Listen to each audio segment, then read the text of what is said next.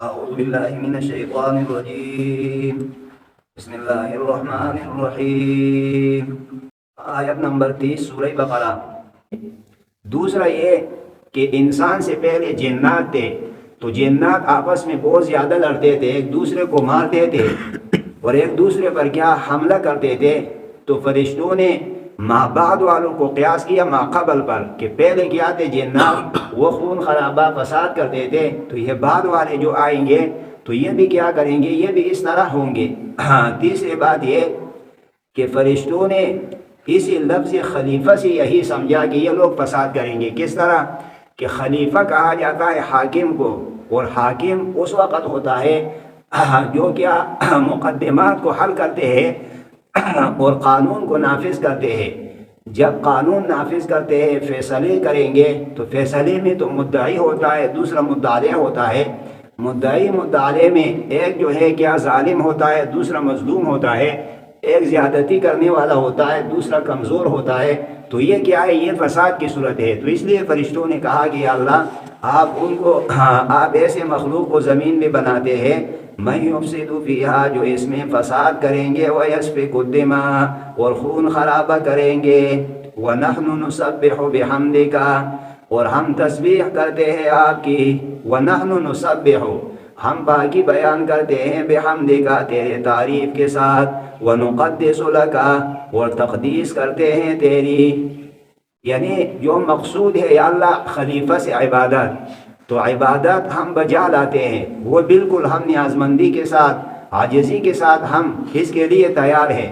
تو یا اللہ اس خلیفہ بنانے میں جو حکمت ہے، وہ حکمتیں ہمیں بتا دے، وہ حکمتیں کیا ہے۔ یہ فرشتوں کا اللہ پر اعتراض کرنا نہیں ہے، بلکہ وہ حکمت معلوم کرنا چاہتے ہیں کہ یا اللہ آپ کی تسبیح اور آپ کی تعریف عبادت، اس کے لیے تو ہم ہر وقت حاضر ہیں، لیکن اس خلیفہ بنانے میں حکمتیں کیا ہے۔ تو فرشتے یہ عرض کرتے ہیں وَنَحْنُ نُسَبِّحُ، اور ہم تسبیح کرتے ہیں، یعنی پاکی بیان کرتے ہیں، بِحَمْدِکَ، تیرے حمد کے ساتھ۔ مفسرین لکھتے ہیں کہ نُسَبِّحُ بِحَمْدِکَ کا یہ معنی کہ یا اللہ جو اہل شرک ہے، یعنی یا اللہ جو مشرک ہے، وہ تیرے طرف جس بات کی نسبت کرتے ہیں، تو یا اللہ تو اس عیب سے پاک ہے، ہم اسے کیا تیری پاکی بیان کرتے ہیں، وَنُقَدِّسُ لَكَ، اور تیرے تقدیس کرتے ہیں۔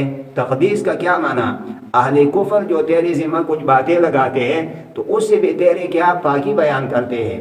یا دوسرا فرق یہ کہ نَحْنُ نُسَبِّحُ بِحَمْدِكَ، یا اللہ ہم تیرے تعریف کرتے ہیں، یعنی وہ صفات جو صفات ثبوتیہ ہے تیری، وہ بیان کرتے ہیں، اور وَنُقَدِّسُ لَكَ، وہ صفات جو صفات سلبیہ ہے اور جو صفات تیرے شان کے خلاف ہے تو اس سے تجھے مبرہ سمجھتے ہیں۔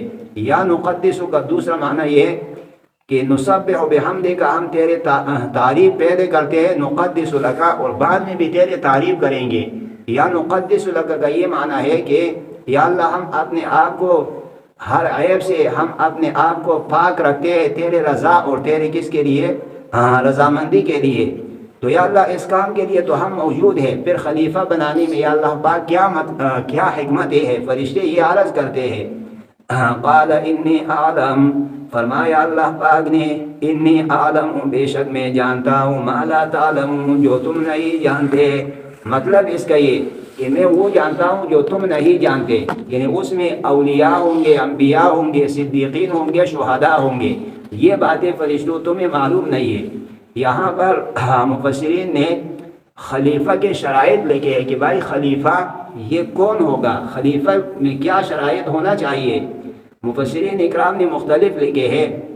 بعضی مفسرین لکھتے ہیں جیسے علامہ ابن کثیر رحمہ اللہ اور امام قرطبی رحمہ اللہ، کہتے ہیں کہ خلیفہ بننے کے لیے شرط یہ کہ خلیفہ یا تو بن جائے نص کے طور پر، یعنی قرآن اور حدیث کی وجہ سے کہ اللہ پاک نے وحی فرمایا کہ فلاں خلیفہ بن جائے، جیسے اللہ پاک نے فرمایا تھا داؤد علیہ السلام سے، یا داؤد انا جعلناک خلیفۃ فی الارض، اے داؤد علیہ السلام ہم نے تجھے زمین میں خلیفہ بنایا۔